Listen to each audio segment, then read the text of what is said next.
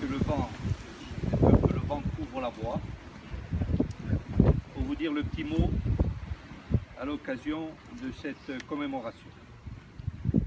Chers amis, cari paesani, cari amici, nous sommes aujourd'hui réunis pour commémorer la fin des combats et la capitulation de l'Allemagne, symbolisée par la signature de l'armistice de la Première Guerre mondiale.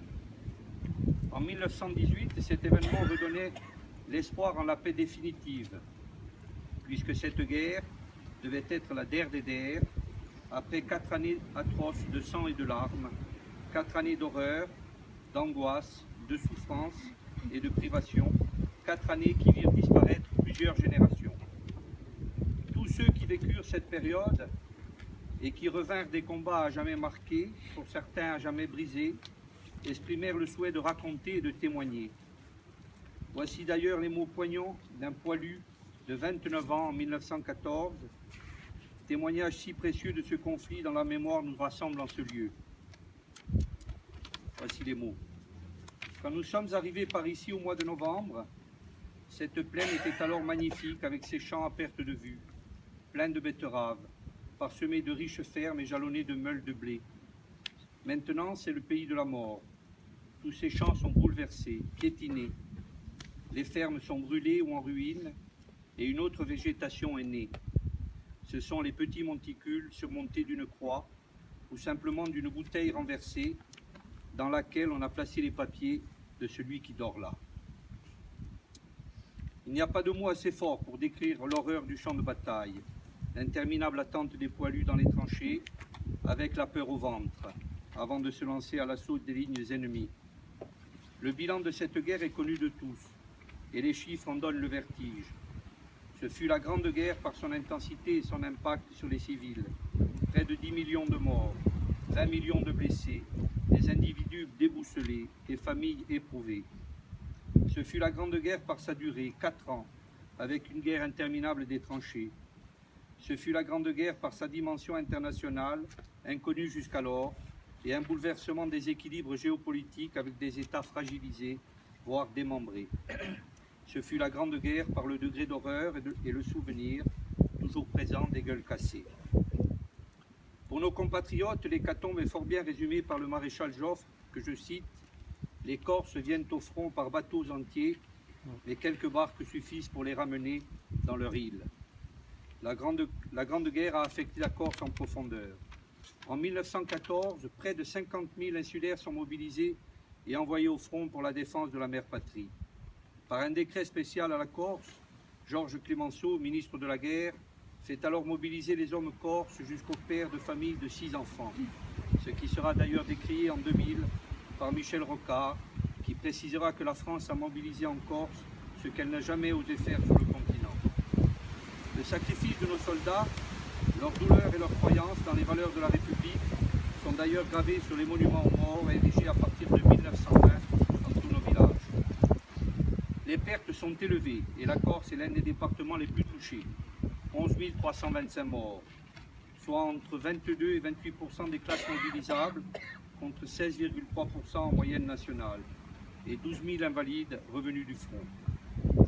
Le 173e RI, régiment d'infanterie, que je souhaite particulièrement mettre à l'honneur en ce jour, unique régiment basé dans l'île et dans la devise Aio Zidelli, perd à lui seul 3 541 hommes entre 1914 et 1918. Ce régiment, composé de 4 bataillons, principalement de Corse, restera 4 ans en première ligne. Il sera décimé à plusieurs reprises et sera reconstitué régulièrement par des apports issus le plus souvent du 373e RI, qui était le régiment de réserve du 173e. C'est finalement un pan entier de notre population qui a été sacrifié dans cette guerre, et la Corse ne s'en remettra jamais. Durant des décennies de désespoir, de lamentation et de malheur, dans de nombreux villages corses, la procession du 15 août sera d'ailleurs appelée la procession des veuves. La saignée dans les forces vives de la Corse est lourde et aggravée par le fait que de nombreux insulaires mobilisés, en s'établissant sur le continent dès la fin de la guerre, ont contribué à accentuer le dépeuplement. Aujourd'hui, en ce 11 novembre, notre communauté se rassemble et se recueille afin de rendre hommage à ces soldats de 14-18 qui ont combattu et qui sont morts. C'est parce qu'il n'épargna aucune famille que le souvenir de ce terrible conflit, achevé depuis près d'un siècle, demeure toujours aussi vivace. Ce 11 novembre est finalement devenu un jour de mémoire, et votre présence citoyenne ce matin témoigne de votre attachement à cette commémoration et de votre conscience qu'un peuple sans mémoire est un peuple sans avenir.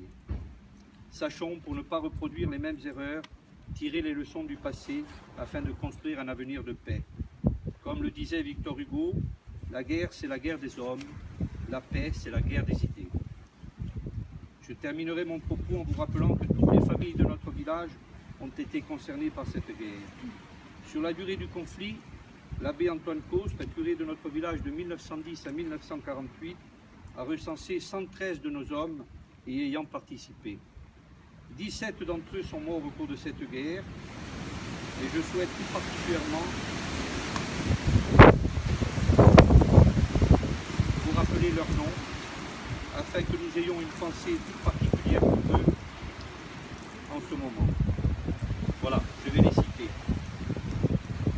Je vous demande donc de remercier Biagi Komro, soldat au 72e RI, décédé des suites de ses blessures à Marseille le 12 mai 1919 à l'âge de 24 ans.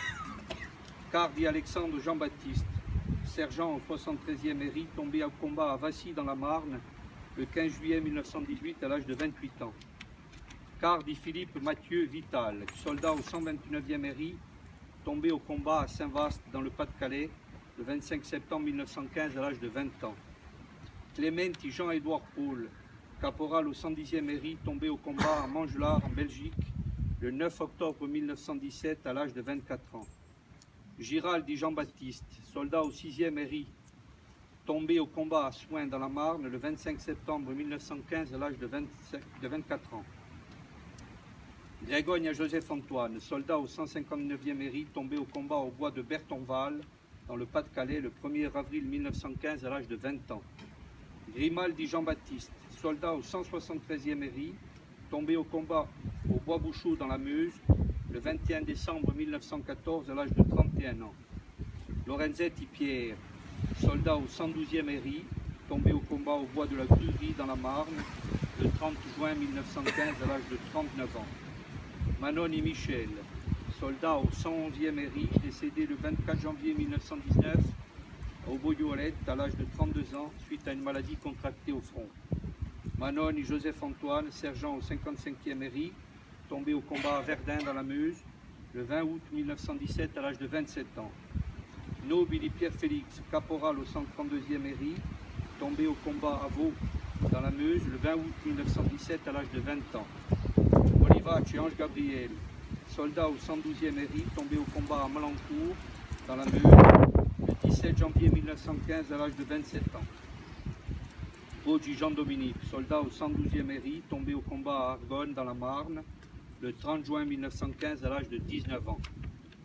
Poggi Jean Bernardin, soldat au 173e RI, tombé au combat au bois de Rosières dans la Somme le 21 février 1915 à l'âge de 33 ans. Poggi Marius, adjudant au 4e régiment de marche des Zouaves tirailleurs, tombé au combat à Plaine-Selve dans l'Aisne le 30 août 1914 à l'âge de 30 ans. Rigola François, soldat au 46e RI, tombé au combat à Sermaize dans l'Oise le 25 mars 1918 à l'âge de 26 ans. Et Ristorcelli Dominique Cercone, soldat au 41e RI colonial, décédé en captivité à Giessen en Allemagne le 29 décembre 1918 à l'âge de 24 ans.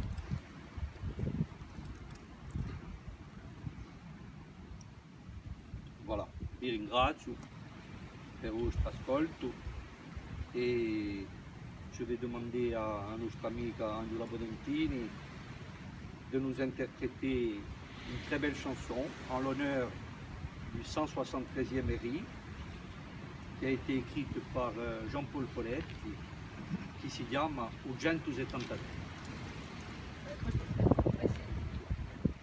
Santui che c'è qualcosa che ha tu come un segreto, oggi in caserna io a stia si rende onore e scredo, non si sente non anche ruggine. di un vecchio bianco non caffè, rimane qualche ricordo di un 173. Erano i tempi negri e più feroci battaglie, quanto furono i giovanotti a cascasso a te mitraglie. Paesani o cittadini, or sugarlo e tu me, sotto la stessa bandera di un 173.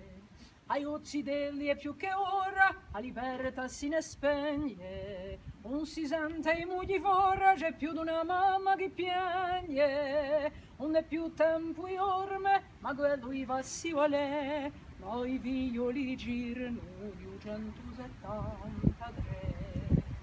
Oh signora, se tu vedi quassù, in ludo paraiso, non è mai troppo tardi per rendere qualche sorriso.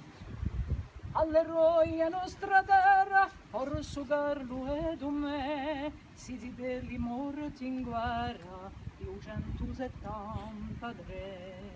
Ognuno si è scappellato e poi hanno fatto un discorso, o più corto che si sia fatto, manco una parola in corso. Muterrano e vecchie trombe, andati Carlo e tu me, per di silenziose tombe, 173.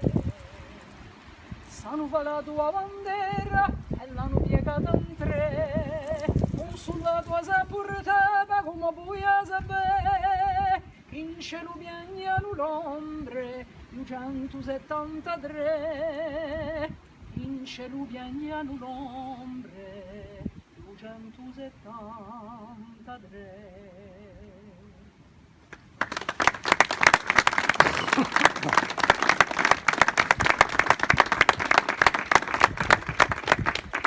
Voilà, bien écoutez, maintenant, si vous le voulez bien,